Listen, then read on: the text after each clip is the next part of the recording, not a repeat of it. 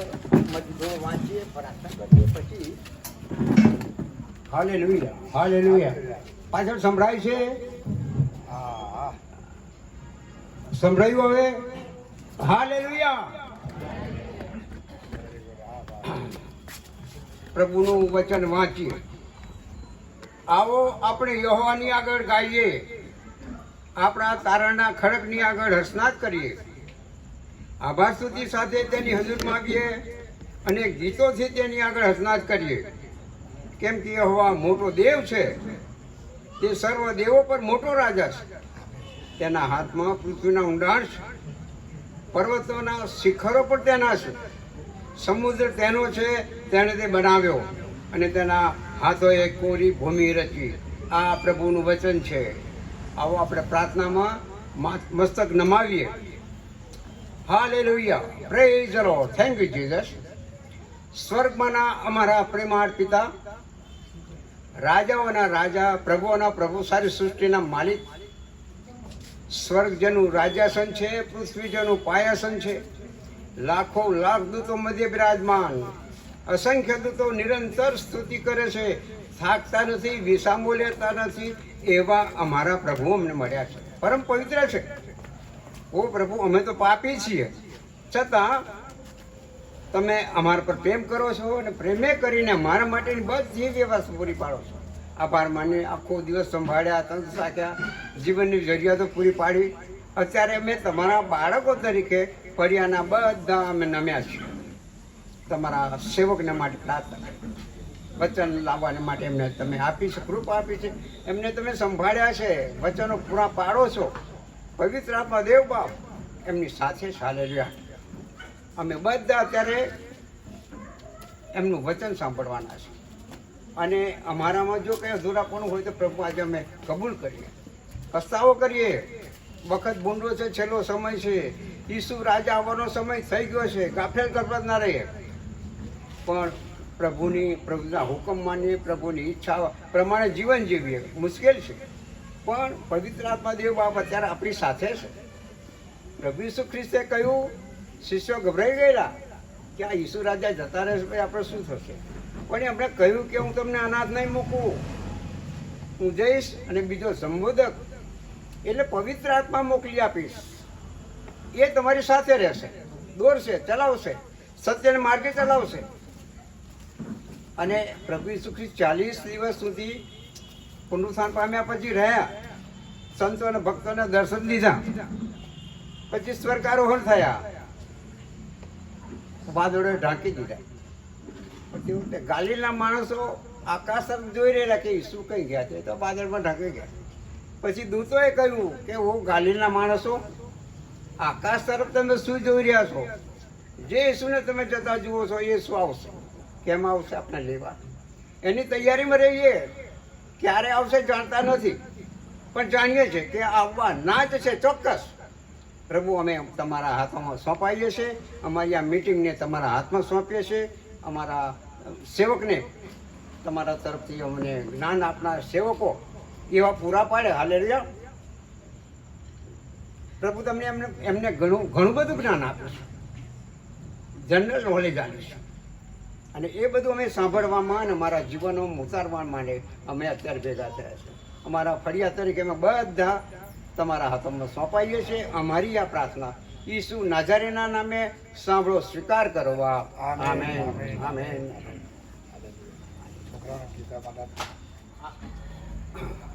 પવિત્ર વચનમાં માથીની સુવાર્તા 5મો અધ્યાય અને 1 થી 9 કલમ સુધી આપણે વાંચીએ અને સાંભળીએ. ત્યારે ઘણા લોકો જોઈને તે પહાડ પર ચડી ગયો અને તેના બેઠા પછી તેના શિષ્યો તેની પાસે આવ્યા અને તેણે પોતાનું મોં ઉઘાડીને તેઓને ઉપદેશ કરતા કહ્યું કે આત્મામાં જેવો રાખ છે તેઓને ધન્ય છે, કેમ કે આકાશનું રાજ્ય તેઓનું છે. જેઓ શોક કરે છે તેઓને ધન્ય છે, કેમ કે તેઓ દિલાસો પામશે. જેઓ નમ્ર છે તેઓને ધન્ય છે, કેમ કે તેઓ પૃથ્વીનું વતન પામશે. જેઓને ન્યાયપણાની ભૂખ તથા તરસ છે તેઓને ધન્ય છે, કેમ કે તેઓ ધરાશે. દયાળુઓને ધન્ય છે, કેમ કે તેઓ દયા પામશે. મનમાં જેવો શુદ્ધ છે તેઓને ધન્ય છે, કેમ કે તેઓ દેવને જોશે. સલાહ કરાવનારાઓને ધન્ય છે, કેમ કે તેઓ દેવના દીકરા કહેવાશે. આ પ્રભુનું વચન છે. આમેન.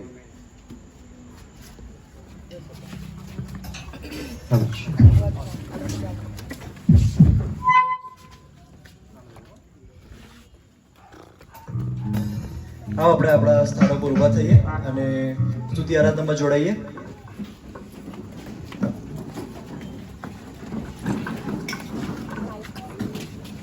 ગીતના શબ્દો છે રબ કી હોવે સન્ના, હંમેશા રબ કી હોવે સન્ના. આપણે ઈશ્વરની સ્તુતિ આરાધના કરતા જોરથી તાળી પાડીને અને મોટા અવાજે આપણે ઈશ્વરની સ્તુતિ કરીએ અને આપણે એમને મહિમા આપીએ.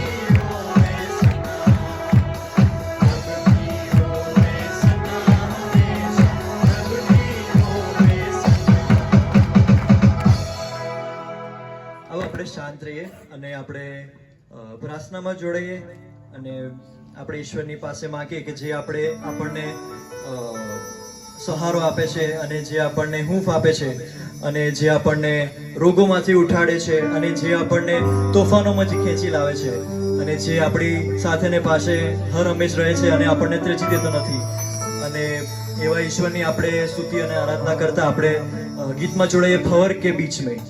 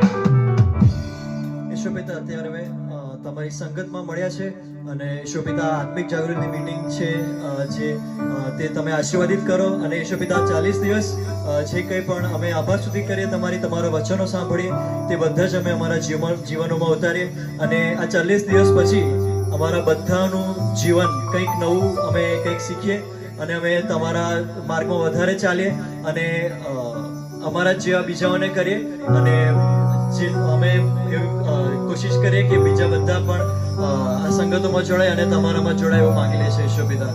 અને ઈશ્વપિતા અત્યારે ખાસ માંગે છે તમારા વચનના સેવક માટે કે તે જે કંઈ પણ વચનો આપે તે અમે અમારા જીવનોમાં ઉતારીએ અને તમારો મહિમા થયો થવા દો ઈશ્વપિતા. વિનંતી તાના પ્રભુ ઈસુ ખ્રિસ્તના નામમાં માંગુ છું, માટે સાંભળજો અને માન્ય કરજો. આમેન. કારણ કે એ સારું ને લાંબુ બોલું, તમે ઊંઘી જાઓ એ મને ગમે નહીં, કારણ કે થાકી જવાય, આપણે માણસો છીએ એટલા માટે થાકી જઈએ. જે વિષય છે આજનો વિષય એ માથીની સુવાર્તા 5મો અધ્યાય, અને આપણે એ અભ્યાસ કરીએ છીએ કે જેઓ આકાશના રાજ્યના, દેવના રાજ્યના, સ્વર્ગના રાજ્યના જે લોકો સભ્યો છે એ લોકોના ચરિત્ર શું, એ લોકોનો ગુણ શું, એ લોકોના લક્ષણો શું છે, એ વિશે આપણે ધન્યતાઓના આધારે અભ્યાસ કરીએ છીએ. અને ધન્યતા જે એનો અર્થ એવો થાય છે કે એ લોકો પરમ સુખી છે, આશીર્વાદી છે. એ લોકો એવા છે કે જેમને ઈશ્વર વખાણ કરે છે, જેમને ઈશ્વર માન્ય કરે છે. અને જે લોકો એવા લોકો છે કે આ દુનિયામાં તેઓ વાસ્તવિક જીવનમાં સફળ છે, આબાદ છે અને ધન્ય છે. અને એટલે આપણે એ આજે 7મી ધન્યતા વિશે પવિત્ર શાસ્ત્રમાંથી આપણે અભ્યાસ કરવાના છે. 9મી કલમ, સલાહ કરાવનારાઓને ધન્ય છે, એ વિષય પર આપણે અભ્યાસ કરવાના છે. હવે આપણે જે જગતમાં જીવન જીવીએ છીએ એ આપણે જગતમાં જીવન જીવીએ છીએ, યાદ રાખીએ. આપણે અત્યારે સ્વર્ગમાં જીવન જીવતા નથી, આકાશમાં જીવન જીવતા નથી, પણ આ પતિત જગતમાં જીવીએ છીએ. અને પતિત જગતની કેટલીક વાસ્તવિકતા છે. શાસ્ત્ર જે કહે છે એ શાસ્ત્ર એ વાસ્તવિકતા, હકીકત જે છે જેનો આપણે અનુભવ કરીએ છીએ એના સંદર્ભમાં પવિત્ર શાસ્ત્ર એ આપણને કહે છે. અને એટલે આજે જે 9મી કલમ છે એ પ્રકારના માણસોની કેટલી મોટી જરૂરિયાત છે. સૌથી મોટામાં મોટી જરૂરિયાત, સખત જરૂરિયાત, એને અંગ્રેજીમાં કહે છે ડેસ્પરેટ નીડ.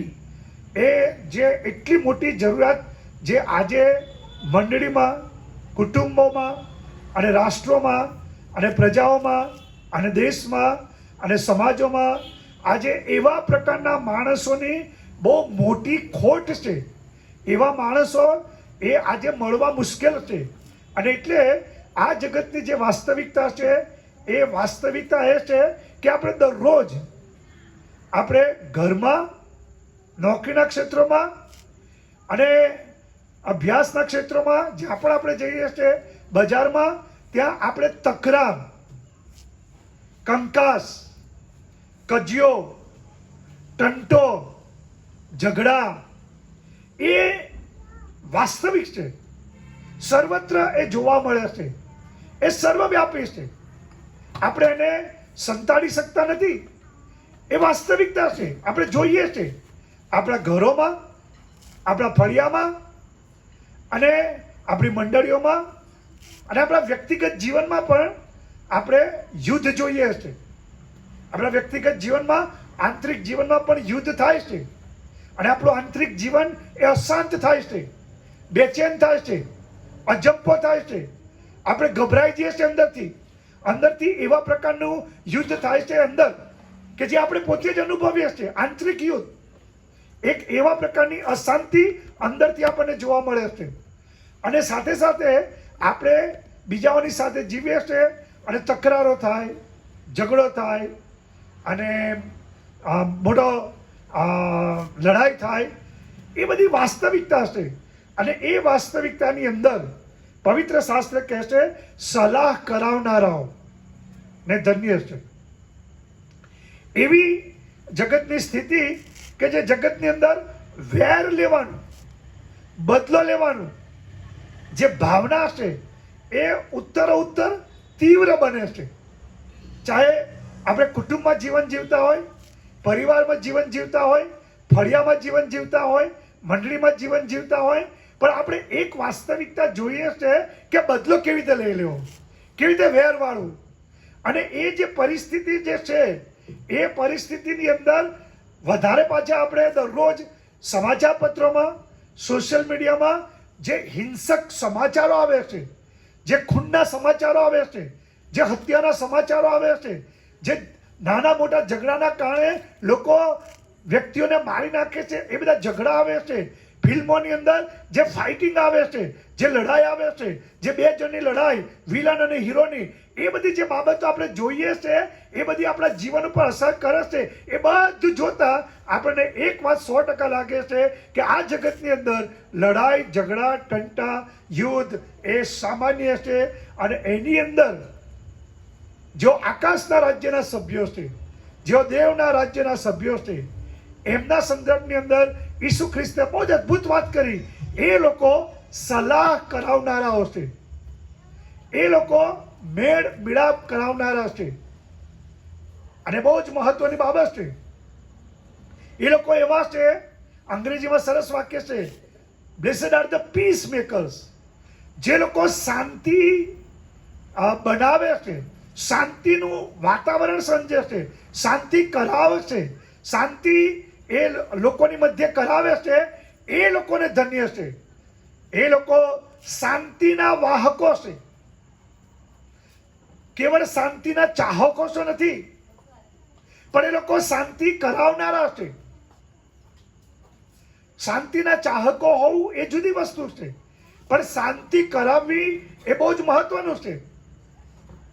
અને એટલા માટે એ જે લોકો છે એ લોકો એ આ જગતની અંદર સમાધાન કરાવનારા લોકો છે, સલાહ કરાવનારા લોકો છે, મેળ મિલાપ કરાવનારા લોકો છે, સલાહ અને સમાધાન કરાવનારા, શાંતિ કરાવનારા, પીસ વર્કર્સ, શાંતિ માટે કામ કરનાર, શાંતિનું વાતાવરણ જળવાય, લોકો શાંતિનો અનુભવ કરે અને શાંતિના માટે શાંતિ જળવાઈ રહે, શાંતિના માટે સતત પ્રયત્ન કરે.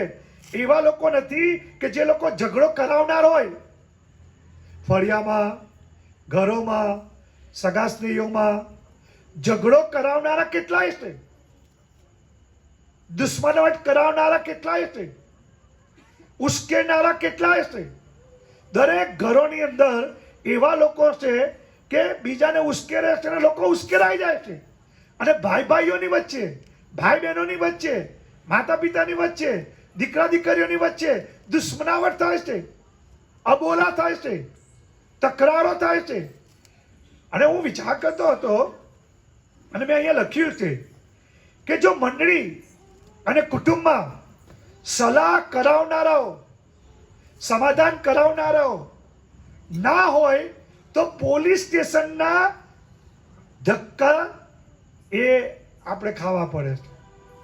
કેટલા બધા ખ્રિસ્તીઓ પોલીસ સ્ટેશનના ધક્કા જ ખાય છે. સલાહ કરાવનારાઓ, શાંતિ કરાવનારાઓ જો સમાજમાં ના હોય તો અદાલતના, કોર્ટના આટા ફેરા કરવા પડે છે.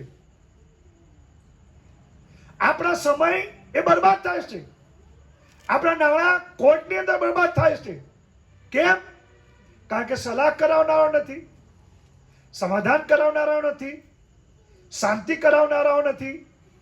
એટલે એ બહુ જ જરૂરી છે કે આ પ્રભુ ઈસુ ખ્રિસ્તે જે વાત કરી કે શાંતિ કરાવનારાઓ, બે વ્યક્તિઓ વચ્ચે શાંતિ કરાવનારાઓ, બે પરિવારો વચ્ચે શાંતિ કરાવનારાઓ, બે મંડળી વચ્ચે સમાધાન કરાવનારાઓ. એટલે એવું કહેવામાં આવે છે જેઓ શાંતિ કરાવે છે, જેઓ શાંતિ જાળવી રાખે છે તેઓને ધન્ય છે. જેઓ શાંતિના માટે કાર્ય કરે છે તેઓને ધન્ય છે. દેવ તેઓને આશીર્વાદ આપશે. એક માણસે પુસ્તક લખ્યું છે અને પુસ્તકનું નામ છે હિસ્ટ્રી એન્ડ વોર, એટલે ઇતિહાસ અને યુદ્ધ. અને એણે જે અભ્યાસ કર્યો, સંશોધન કર્યું, એણે કહ્યું કે યુદ્ધ માનવ જગતના ઇતિહાસમાં સતત થતા રહ્યા છે. એ ચાહે બે દેશો વચ્ચે, ચાહે દેશની અંદર ગૃહ કલેશ થાય, યુદ્ધ સતત થતા રહ્યા છે. અને કહે છે કે લોકશાહી આવી, લોકો સિવિલાઇઝ થયા, શિક્ષિત થયા, અભ્યાસ કરો, સંસ્કૃતિવાળા થયા અને એમને જ્ઞાન મળ્યું, છતાંય પણ યુદ્ધો અટક્યા નથી. અને એ કહે છે કે માનવ જાતમાં શાંતિ કરાવનારાઓની એ પુષ્કળ જરૂર છે. અને 3421 વર્ષનો ઇતિહાસ જે નોંધવામાં આવ્યો છે માનવ જગતનો, એ કહે છે 3421 વર્ષના માનવ જાતના જે ઇતિહાસની અંદર કેવળ 268 વર્ષ જ એવા હતા કે જ્યાં યુદ્ધો થયા નહોતા. બાકી માનવ જાતનો ઇતિહાસ એ યુદ્ધનો ઇતિહાસ છે. યુદ્ધો થવાનું એક કારણ એ છે સલાહ કરાવનારાઓ નથી, શાંતિ કરાવનારાઓ નથી, સમાધાન કરાવનારા નથી, મેળ મિલાપ કરાવનારા નથી. અને એટલા માટે પ્રભુએ એ જેના શિષ્યો છે એને ઉપર વિશ્વાસ કરનાર દેવના રાજ્યના જે નાગરિકો છે, પ્રભુ ઈસુ ખ્રિસ્તે કહ્યું એમનું મુખ્ય ચરિત્ર, એમનું મુખ્ય લક્ષણ એ સલાહ કરાવનારાઓ છે, એ સમાધાન કરાવનારાઓ છે, એ શાંતિ કરાવનારાઓ છે. અને બાબત બહુ જ મહત્વની છે. અને જે ગ્રીક ભાષામાં શબ્દ છે શાંતિના માટે, એનો અર્થ એવો થાય છે કે હાર્મોનિયસ રિલેશનશિપ. જે સંબંધો છે એ સંબંધો સુમેળ ભર્યા હોય, એ જે સંબંધો છે એ મિલનસાર સંબંધો હોય, હળી મળીને રહેનારા લોકો હોય, સંબંધોમાં કોઈ તણાવ ના હોય, સંબંધોમાં તંગ ના હોય, સંબંધોમાં ઉગ્રતા ના હોય, સંબંધો સુમેળ ભર્યા, બહુ સુંદર સુમધુર સંબંધો હોય. સુમધુર સંબંધોના માટે જે શબ્દ વાપરવામાં આવે છે એ શાંતિ. અને એટલા માટે ઈસુ પર વિશ્વાસ કરનાર માણસોની એ પ્રાથમિક જવાબદારી છે કે લોકોના સંબંધો સુમેળ ભર્યા થાય, મિલનસાર થાય.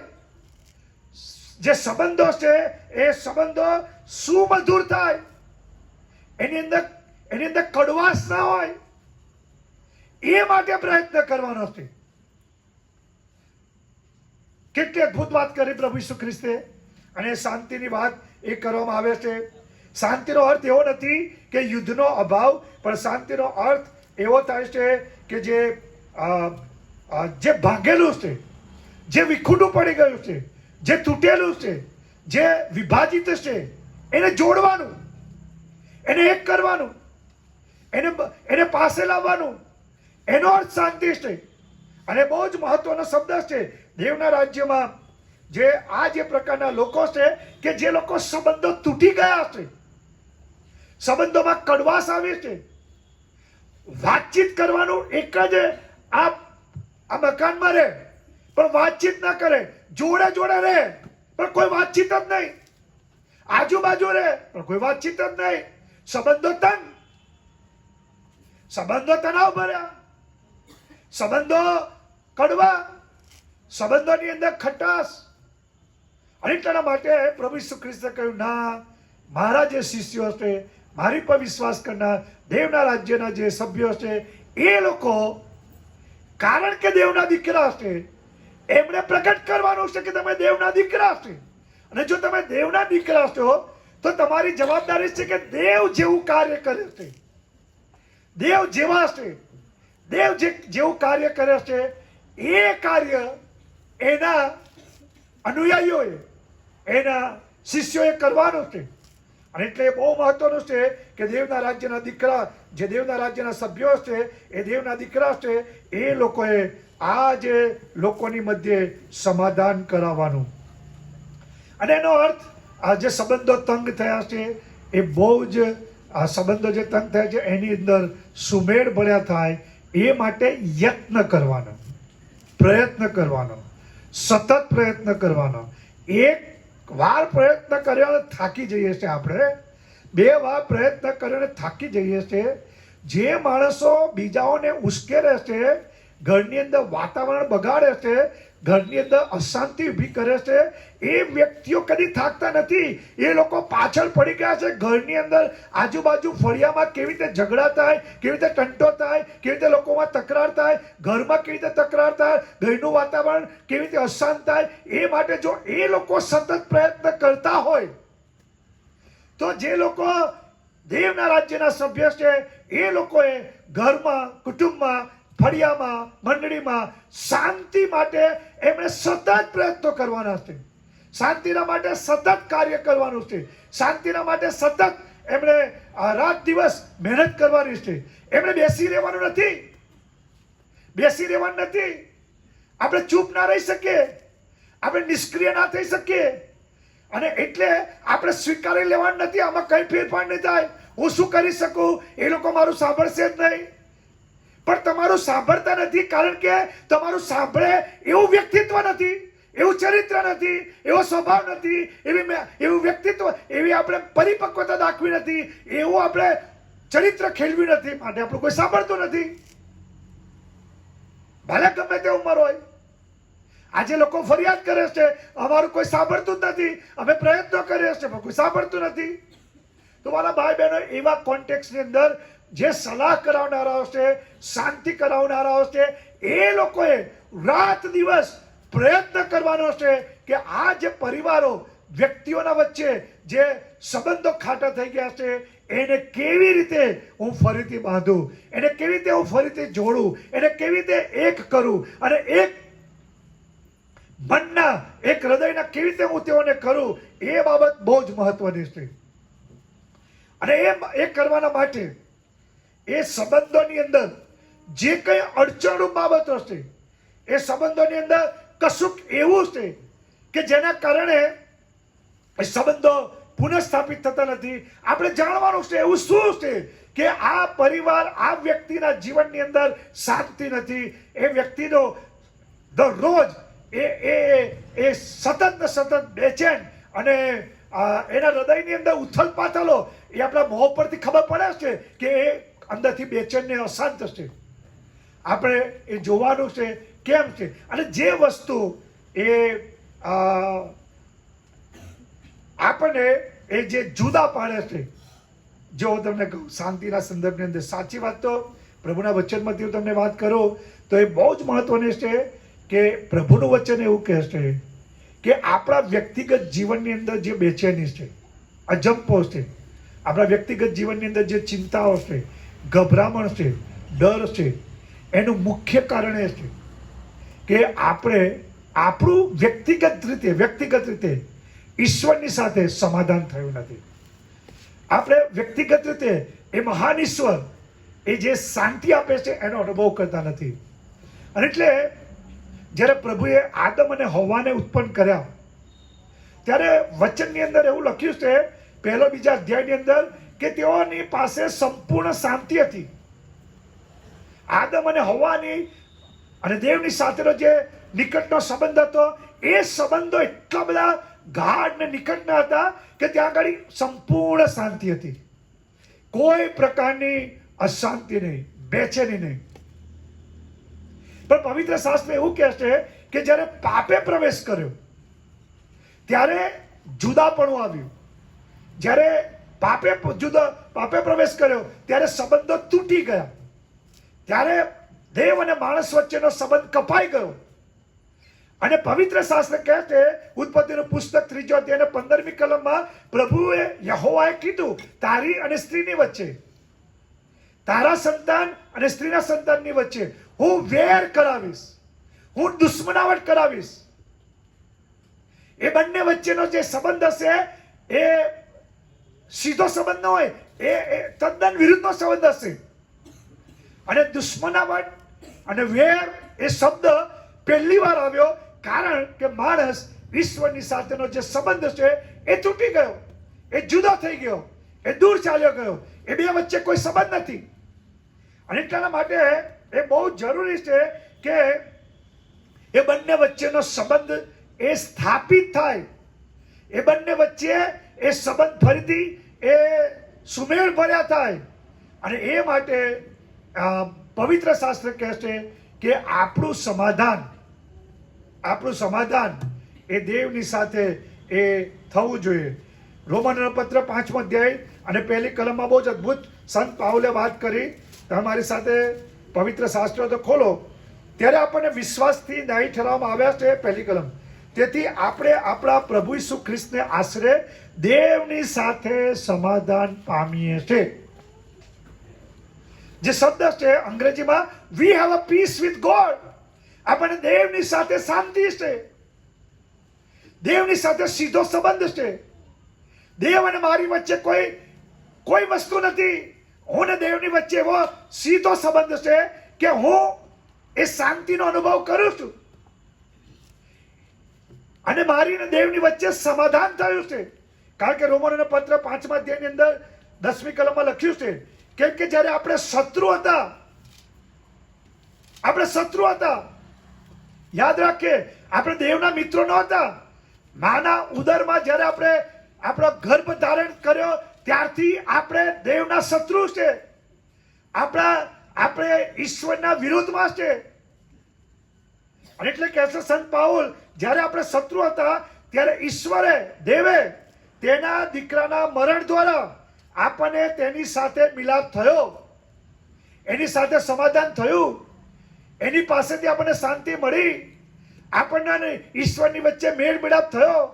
આપણને ઈશ્વરની વચ્ચે એ જે શત્રુતાનો સંબંધ હતો એ સંબંધ બદલાઈ ગયો. હવે મિત્રતાનો સંબંધ આવ્યો અને દેવ અને આપણી વચ્ચે એ સંબંધ સ્થપાયો. એના માટે પવિત્ર શાસ્ત્ર કહે છે કે એ જે છે એની મોટી કિંમત ચૂકવવી પડી, મોટી કિંમત ચૂકવવી પડી. શાસ્ત્ર એવું કહે છે કે તેના દીકરાના મરણ દ્વારા, ઈસુ ખ્રિસ્તનું મરણ, ઈસુ ખ્રિસ્તના રક્ત દ્વારા આપણને એ શાંતિ મળી છે. અને એટલા માટે શાંતિ સરળ નથી. શાંતિ કરાવવી, સમાધાન કરાવવું, મેળ મિલાપ કરાવવો એ સરળ નથી, એ સસ્તું પણ નથી. એ કિંમત માગી લે, એની અંદર આપણે ભોગ આપવો પડે. અને આ જે ભોગ છે, દેવ અને માણસ વચ્ચે શાંતિ થાય, સમાધાન થાય, સુમેળ ભર્યા સંબંધો થાય, એ માટે સૌથી મોટામાં મોટી કિંમત જે ચૂકવવામાં આવી એ તો આપણા તારના પ્રભુ ઈસુ ખ્રિસ્તે ચૂકવી, એના મરણ દ્વારા. મારી સાથે તમે એફેસીઓનો પત્ર ખોલો અને ત્યાં હું તમને વાંચું. 2 અધ્યાય 14મી કલમ. ધ્યાનથી વાંચજો, ધ્યાન રાખજો શું લખ્યું છે, બરાબર. 13મી કલમથી વાંચું. પણ તમે જેઓ પહેલા દૂર હતા તે તમે હમણાં ખ્રિસ્ત ઈસુમાં ખ્રિસ્તના લોહીએ કરીને પાસે આવ્યા છે. કેમ કે ખ્રિસ્ત એટલે ખ્રિસ્ત આપણું સમાધાન છે, ખ્રિસ્ત આપણી શાંતિ છે. સમાધાનનો અર્થ શાંતિ છે. તેણે બંનેનું એક કર્યું, બંનેનું એક કર્યું. મેં તમને કહ્યું ને, બેને જે વિખૂટું પડી ગયા છે, જુદા પડી ગયા છે, અલગ થઈ ગયા છે, એ બે જણ નહીં, એક કરવાનું. એ બંનેનું, એટલે અહીંયા જે શબ્દ છે એ યહૂદી લોકો અને ગ્રીક લોકો, વિદેશી લોકો, એ બંને જુદી જુદી સંસ્કૃતિ, જુદા જુદી ભાષા, જુદા જુદા ધર્મમાંથી આવતા હતા. પણ ઈસુ ખ્રિસ્તે એ બંનેનું સમાધાન કર્યું. એ બંનેને દેવની સાથે એને સમાધાન કરાવ્યું. અને કહે છે તેણે બંનેનું એક કર્યું અને આપણી વચ્ચેની આડી ભીત પાડી નાખી. જે ભીત, આડી ભીત, એ ઈશ્વર દેવની વચ્ચે અને યહૂદી પ્રજા અને ગ્રીક લોકો, વિદેશી લોકોની વચ્ચે જે આડી ભીત હતી, દિવાલ હતી, એ દિવાલને પાડી નાખી.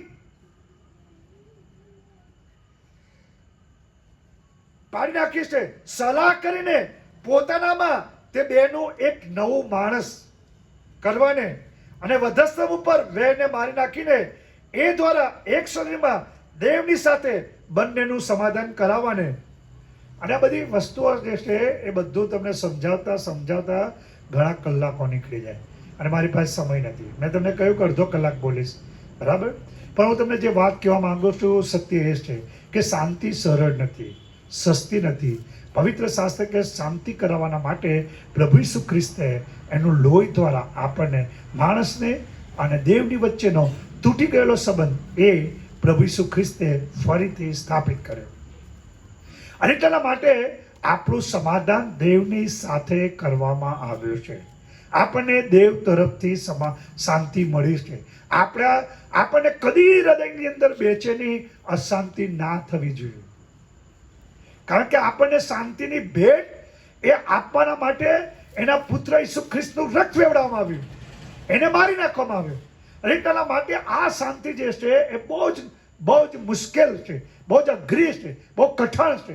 અને પ્રભુ ઈસુ ખ્રિસ્તે કહ્યું કે તમારું તો સમાધાન થઈ ગયું દેવની સાથે, હવે તમારી જવાબદારી બને છે કે તમે બીજા લોકો કે જેમનું દેવની સાથે સમાધાન થયું નથી, બીજા લોકો જે એકબીજાની સાથે સમાધાન થયું નથી, બીજા લોકો જે ખૂટા પડી ગયા છે, વિભાજિત થઈ ગયા છે, દૂર થઈ ગયા છે, એ લોકોની મધ્ય તમે સમાધાન કરો. એ લોકોની મધ્ય સલાહ કરાવડાવવાનું કામ તમારું છે. તમારામાંથી લિયો ટોલ્સ્ટોયનું નામ સાંભળ્યું તમે? લિયો ટોલ્સ્ટોય એ મહાન નવલકથાકાર થઈ ગયા. એમનો સ્વભાવ બહુ ઉગ્ર હતો, ગુસ્સાવાળો હતો, બહુ જ આક્રમક સ્વભાવ હતો. અને એ વ્યક્તિ એ સમાધાન કરવાના માટે એને પ્રયત્નો કર્યા, પરંતુ એનો જે સ્વભાવ તરત જ ચીડાઈ જવું, ઉશ્કેરાઈ જવું, ગુસ્સે થઈ જવું, એ સ્વભાવના કારણે એને લાગ્યું કે હું આ સમાધાન કરાવી શકતો નથી. જીવનના 50 વર્ષ એ રીતે એના નીકળી ગયા. પણ એણે 50 વર્ષની ઉંમરે એક મોટું પુસ્તક લખ્યું. જે પુસ્તક જગતની અંદર ગાંધીજી ઉપર પ્રચંડ અસર થઈ, ગાંધીજીના વિચારો બદલાઈ ગયા.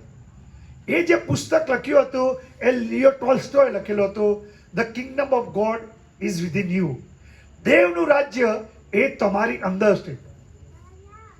અને એની અંદર એ ગાંધીજીને અહિંસાના પાઠો એ ગાંધીજીને જે મળ્યા, અને ગાંધીજી પોતે પણ કબૂલ કરે છે કે પહાડ ઉપરના ભાષણની અંદર અને પછી લિયો ટોલ્સ્ટોયનું આ જે પુસ્તક છે એનાથી મારા જે વિચારો છે ચળવળોના, એ ચળવળો એ અહિંસા, એમાં કોઈને નુકસાન ના થાય, કોઈને ઈજા ના થાય, કોઈ પ્રોપર્ટીને ઈજા ના થાય, કોઈનું ખૂન ના થાય, કોઈને શારીરિક ઈજાઓ ના થાય, કોઈને માનસિક ઈજાઓ ના થાય, કોઈને કોઈ પણ પ્રકારની ઈજા ના થાય, એ રીતે અહિંસક રીતે એ દુનિયાની અંદર એ જે સ્વતંત્રતાની લડત, આઝાદીની લડત એને વિચાર આપીને સત્યાગ્રહ આવ્યું. એ જ ગાંધીજીના એક ખાસ મિત્ર હતા સી એન્ડ્રુઝ. સી એન્ડ્રુઝ એ પ્રેસ્બિટેરિયન મિશનરી હતા. અને ગાંધીજી અને સી એન્ડ્રુઝની વચ્ચે ગાઢ મિત્રતા હતી. એક દિવસે ગાંધીજી અને સી એન્ડ્રુઝ દક્ષિણ આફ્રિકામાંથી ચાલતા જતા હતા. યાદ રાખો, ગાંધીજીએ 2 પુસ્તકો વાંચ્યા, એક પહાડ ઉપરનું ભાષણ, એક લિયો ટોલ્સ્ટોયનું પુસ્તક. એ 2 પુસ્તક વાંચ્યા છે, યાદ રાખો. ગાંધીજી ચાલતા હતા, સી એન્ડ્રુઝ પણ એમની સાથે હતા. અને એક ચોર આવ્યો. એ ચોર આવ્યો અને સી એન્ડ્રુઝ એ બહુ જ ગુસ્સે થયા. અને સી એન્ડ્રુઝ એ ચોરને પકડવાને એમણે તૈયારી બતાવી અને એને મારવાના સંદર્ભની અંદર તૈયારી બતાવી. અને પછી ગાંધીજીએ સી એન્ડ્રુઝને, જો હિન્દુ માણસ શું કહે છે, સી એન્ડ્રુઝ મિશનરીને શું કહે છે, ગાંધીજીએ સી એન્ડ્રુઝને કહ્યું, શું તમે નવા કરારમાં નથી વાંચ્યું કે એક ગાલ ઉપર તમને તમાચો મારે તો તમારે બીજો ગાલ ધરવો? સી એન્ડ્રુસ કહે છે કે હું દિગ્મૂઢ થઈ ગયો, મને બહુ સમજણ ના પડી. મેં ગાંધીજીએ દલીલ કરી કે એ જે છે એ તો ઉપમા છે. ગાંધીજીએ કહ્યું કે ના, આપણે હિંસા એ કદી એની પર વિજય પામી શકતા નથી. આપણે હિંસા ઉપર વિજય પામવાના માટે આપણે ઘા સહન કરવાના છે. આપણી પર ઈજાઓ થાય, ઉજરડા પડે, આપણી પર પ્રહારો થાય, એ પ્રહારો ઝીલવાના છે. જેટલા તમે પ્રહારો ઝીલશો, જેટલા તમે ઘા સહન કરશો, એટલું કે છે જગતની અંદર ધિક્કાર અને તિરસ્કાર એ દિવસે દિવસે ઘટતું જશે. ગાંધીજી આ વાત કરે, સાંભળો, જે વાત બાઇબલ આધારિત છે કે જેટલું તમે પ્રહારો ઝીલશો, કારણ કે શાંતિ કરાવવી એટલી સરળ નથી, સલાહ કરાવવી એટલી સરળ નથી. જેટલા તમે પ્રહાર ઝીલશો, જેટલા તમે માર ખાશો અને તમે એનો પ્રતિકાર નહીં કરો, તો શું થશે કે જગતમાંથી એ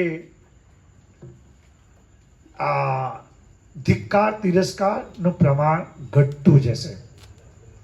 અને એ જ બાબતોની અસર Martin Luther king junior, 2 Martin Luther થઈ ગયા. માર્ટિન લ્યુથર કિંગ જુનિયર જે ગઈ 1963 ની અંદર એમનું ખુદ થઈ ગયું. એણે અમેરિકામાં, કારણ કે એણે ગાંધીજીના જીવનનો અભ્યાસ કર્યો અને ગાંધીજીએ જે અહિંસાની ચળવળના સિદ્ધાંતો આપ્યા, એથી એટલો પ્રભાવિત થયો અને એમણે એ ગાંધીજીના જે અહિંસાને જે અભ્યાસ કર્યા પછી, ગાંધીજીની પદ્ધતિઓનો અભ્યાસ કર્યા પછી એણે એને અમલમાં મૂકવાનું શરૂ કર્યું. અને ગોરાઓની સામે, કારણ કે માર્ટિન લ્યુથર કિંગ એ પોતે બ્લેક હતા અને કાળા લોકોની ઉપર જુલમ ને સિતમ ગુજારવામાં આવતો હતો અમેરિકામાં. અને એટલે આ જે લોકોની ઉપર એમને સ્વતંત્રતા મળે, એમને આઝાદી મળે, એ માટે માર્ટિન લ્યુથર કિંગે એ ચળવળ શરૂ કરી. ગાંધીજીના એ અભ્યાસ કર્યો, એમની પદ્ધતિઓનો, બાઇબલનો અભ્યાસ કર્યો કે માર્ટિન લ્યુથર પોતે પાદરી હતા. કાળા લોકો એ જોયું કે માર્ટિન લ્યુથરને લોકો મારે છે અને એટલા માટે કાળા લોકોએ નક્કી કર્યું કે ભાઈ આપણે અહિંસાનો માર્ગ નહીં અપનાવે, આપણે હિંસક બનીએ, આપણે પણ હુમલા કરીએ, આપણે પણ પ્રહારો કરીએ. પણ આ માર્ટિન લ્યુથર કિંગે પોલીસનો માર ખાધો, પણ એણે અહિંસાના માર્ગની અસરકારકતા વિશે એ કદી એમને ચલિત થયા નહીં. લોસ એન્જલિસ, શિકાગો, એ બધી જગ્યાએ હુમલાઓ થયા. માર્ટિન લ્યુથર કિંગ દરેક શહેર લોકોને શાંતિ કરાવવાના માટે ફરતા હતા અને લોકોને કહેતા હતા, બહુ જ અદભુત એણે વાત કરી, લોકોને કહેતા હતા, પુષ્કળ યુદ્ધો ફાટી નીકળ્યા અમેરિકાની અંદર, પુષ્કળ સતાવણી, પુષ્કળ કાળા લોકોની પર જુલમ ને સિતમ ગુજારવામાં આવ્યો. માર્ટિન લ્યુથર કિંગે જોયા છે, એને એમ થશે કે આ માર્ગ, અહિંસાનો માર્ગ હું ત્યાગ કરું, પણ ના, એને કહ્યું નહીં ત્યાગ કરું. અને એને કેટલી અદભુત વાત કીધી, નૈતિક રૂપાંતર, અનૈતિક સાધનો એટલે હિંસા બદલો લેવા દ્વારા આવતું નથી. અને તેના સંદેશામાં તેઓ હંમેશા કહેતા હતા કે ખ્રિસ્તી જે વિશ્વાસ છે, એ જે ખ્રિસ્તી વિશ્વાસ છે એની અંદર વધસ્તંભ ઉચકવાની વાસ છે. અને આપણે વધસ્તંભ ઉચકીશું તો આપણને મુગટ મળશે. જો આપણે વધસ્તંભ ઉચકતા નથી, અને વધસ્તંભનો માર્ગ એ કઠણ માર્ગ છે, અઘરો માર્ગ છે, અને વધસ્તંભનો માર્ગ જો ઉચકતો નથી તો મને કદી મુગટ મળવાનો નથી. અને માર્ટિન લ્યુથરે એ વાત લોકોને કહી અને બધી જ પરિસ્થિતિઓમાં, મુશ્કેલીઓમાં પણ બદલો ન લેવાના માટે એમણે કહ્યું. અને એમણે છેવટે કહ્યું કે ભાઈઓ, ગોરાઓને હરાવવાના નથી, પરંતુ જુલમ કરનારાઓને શરમ પેદા થાય, એમને સભાન કરાવવાના છે. અને તેઓ પોતાની જાતને મહાન માને છે બીજાઓ કરતા.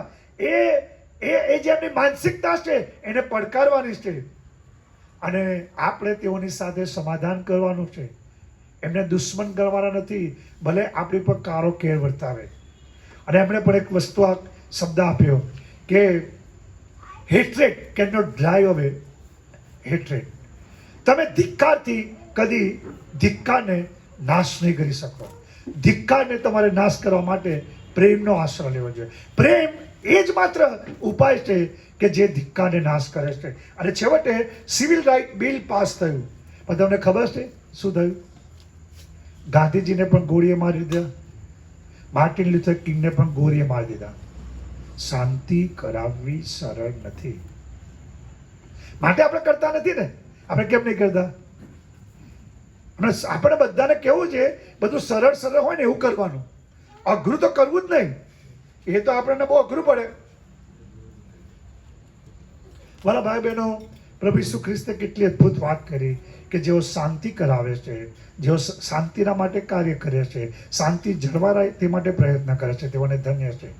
મેં મંડળીમાં જોયું આટલા વર્ષોના ઇતિહાસમાં કે આપણા લોકોને શાંતિ ગમતી જ નથી. કેમ કહીને મંડળીમાં પ્રશ્ન ઊભા કરવા, કેવી રીતે લોકોને નિરાશ કરવા, કેવી રીતે અનામિક પત્રો લખવા, કેવી રીતે લોકોને ઊંઘ હરામ કરી નાખવી, કેવી રીતે લોકો પ્રભુની જે સેવા કરે છે એ સેવામાંથી લોકો સેવા કરવાનું બંધ કરી દે. શાંતિ ગમતી જ નથી મંડળીમાં. મેં જોયું.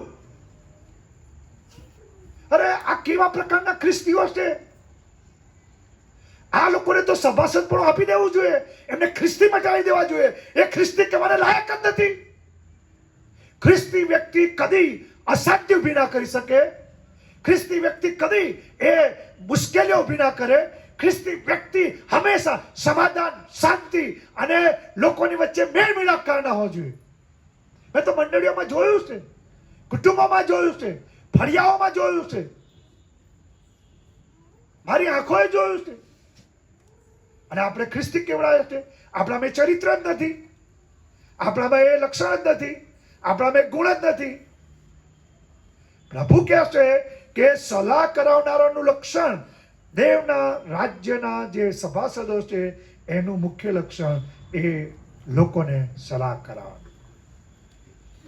વલાઓ તમને કહું, આજે હું તો આટલા વર્ષોના ઇતિહાસ, મંડળીના ઇતિહાસમાં 37 વર્ષ મેં ખ્રિસ્તી લોકોની મધ્ય સેવા કરી. 37 વર્ષ એટલે આ ખ્રિસ્તી સમાજને બરાબર ઓળખું, બરાબર જાણો. આટલા બધા સંદેશા તો જો હિન્દુ કે મુસલમાન લોકોને આપવામાં આવ્યા હોત ને, આઈ ટેલ યુ, દર્દ છે. હું તમને કહેતા દર્દ થાય છે. આટલા બધા સંદેશા જે તમે સાંભળો છો, તમને સાંભળવાનો હક જ નથી.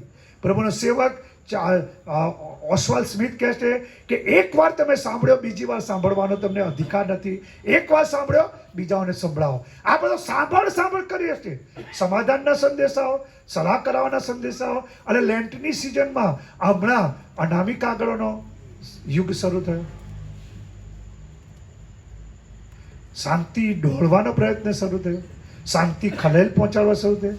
મંડળીની અંદર કેવી રીતે ડખો ઊભો થાય, કેવી રીતે પ્રશ્નો થાય, કોને કેવી રીતે ઉશ્કેરવું, કોને કેવી રીતે ગેરમાર્ગે દોરવું, કોને કેવી રીતે ખોટી માહિતી આપવું, કેવી રીતે અફવા ફેલાવું કે જેથી મંડળીનું વાતાવરણ દોરેલું જ રહે, કુટુંબનું વાતાવરણ દોરેલું જ રહે, ઘરનું વાતાવરણ દોરેલું જ રહે, ફળિયાનું વાતાવરણ દોરેલું જ રહે. બે જણ એક થાય જ નહીં. કોન્કર, એ કહે છે ને ડિવાઈડ એન્ડ કોન્કર, ભાગલા પાડો અને પછી જીતી લો. વાલા ભાઈ બહેનો, એ શેતાની રીત છે. જો હું ભાગલા પાડીને જીતતો હોય ને મંડળીમાં, તો હું શેતાનનો માણસ છું, દેવનો સેવક નથી. તમને જ્યારે એમ થાય કે સાયમન બેનાર્ડ ભાગલા પડાવે છે અને રાજ કરે છે અથવા જીતે છે, તો તમારે વિચારવાનું સાયમન બેનાર્ડ એ દેવનો માણસ નથી. હા, ભાગલા એ લોકોની મધ્યે વિશ્વાસી અને અવિશ્વાસી, પ્રભુ ઈસુ ખ્રિસ્તે કહ્યું એ બેની વચ્ચે તો ફરક રહેવાનો. ભૂંડા માણસો અને સારા માણસો, અન્યાયી માણસો અને અન્યાયી માણસો, દુષ્ટ માણસો, એ વચ્ચેની વાત જુદી છે. પણ પોતાનો સ્વાર્થ સાધવાના માટે લોકો શાંતિ દોડવાના માટે રાત દિવસ પ્રયત્ન કરે છે. વાલા ભાઈ બહેનો, હું તમને પ્રભુના સેવક તરીકે આહવાન આપું છું, આવો આપણે શાંતિ કરાવનારા, સંબંધો બાંધનારા, સંબંધોને મજબૂત કરનારા, સંબંધને દ્રઢ કરનારા, સંબંધોને જોડનારા, બે વ્યક્તિઓને જોડનારા બને. અને એટલે છેલ્લે એક વાત કહીને તમે બંધ કરીશ.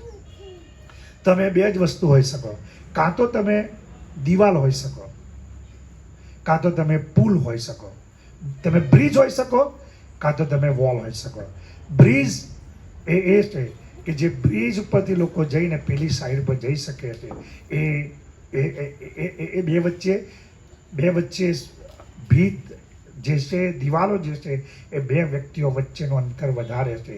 જ્યારે જે બ્રિજ છે એ સીધા તમે જાઓ છો, કોઈ તેમાં વચ્ચે આવતું નથી. એટલા માટે પ્રભુ ઈસુ ખ્રિસ્તે કહ્યું કે તમે બ્રિજ બનો, બે વ્યક્તિઓને જોડનારા બનો, બે કુટુંબને જોડનારા બનો. અને મારા હૃદયની પ્રાર્થના છે, બહુ જ હું કેટલાય વખતથી કહું છું, શા માટે કોર્ટમાં આટલા બધા કેસ ચાલે છે મંડળીઓના, કોન્ફરન્સોના?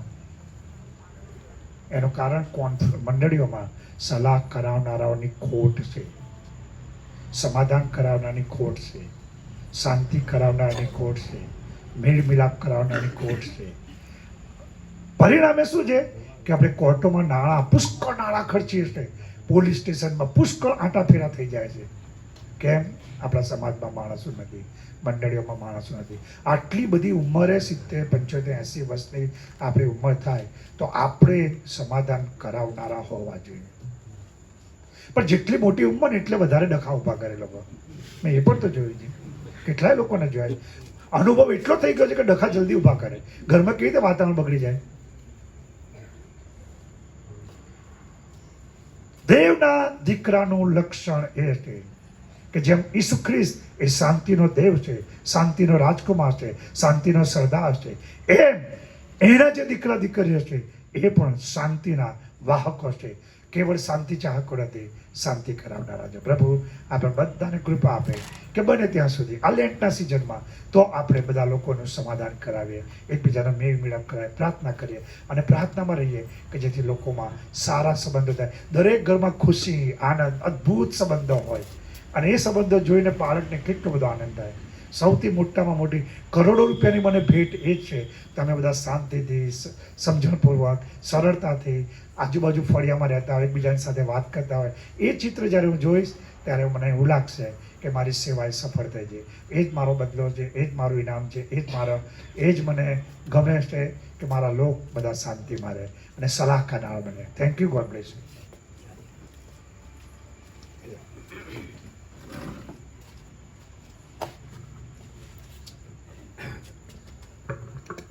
સાહેબનો પડકારદાયક મેસેજ સાંભળીને આપણે બધા ખુશ છીએ. શાંતિ અને બધા નબળા છે. બીજાઓને ઉપદેશ કરતા પ્રભુ હું પોતે નાપસંદ ન થાવ તે માટે મુજ નિર્બળ પાત્ર પર દયા કરો બાપ.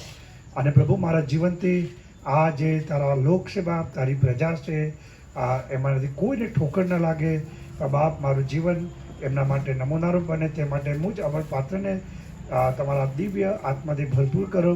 દરરોજ પ્રભુ લોકોના જીવનમાં રસ લઈએ, લોકોના પ્રશ્નો હલ કરીએ, લોકોને પ્રભુ સમાધાન થાય માટે પ્રયત્નો કરીએ અને પ્રભુ લોકો શાંતિમાં જીવે, આનંદમાં જીવે અને પ્રભુ સમાધાનમાં જીવે અને પ્રભુ સમાધાનનો સંદેશ એ જગતના લોકોને તેઓ સંભળાવે અને જગતનું પણ દેવની સાથે, તમારી સાથે સમાધાન થાય એ માટે તેઓ પ્રયત્નો કરે અને સુવાર્તા આપે એવી અમારી પ્રાર્થના છે.